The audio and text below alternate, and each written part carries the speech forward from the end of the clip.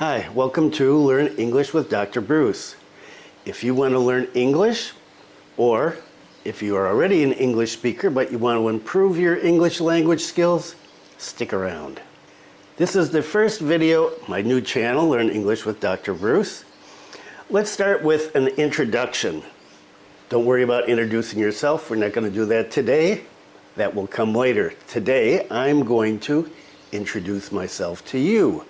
And maybe you can pick up some tips to use when you try to introduce yourself. My name is Bruce. I've been called Dr. Bruce for many years. Started a long time ago when I worked in the jungle with my friend Hassan, and he started calling me Dr. Bruce because I have a PhD in anthropology, so I can call myself a doctor of philosophy, and I'm an anthropologist. What is an anthropologist? Well, it's not somebody that studies ants. That's an old anthropology joke.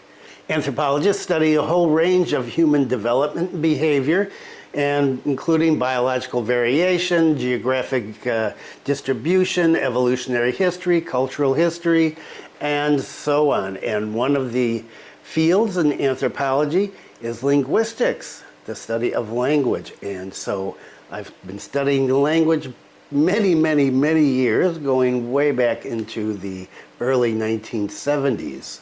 In addition to being an anthropologist, I've also been a teacher for over 40 years, and I've taught just about everything from preschool kids through university classes.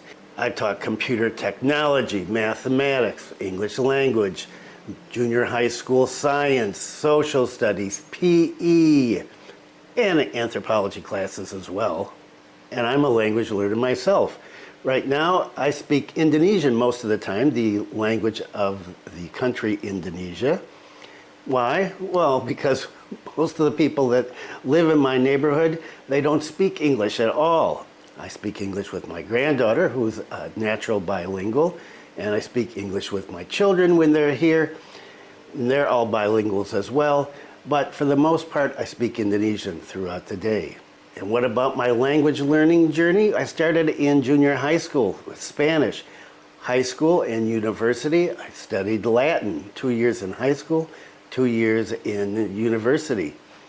To speak Latin? No, Latin's not really a spoken language, but I learned to read and write it fluently.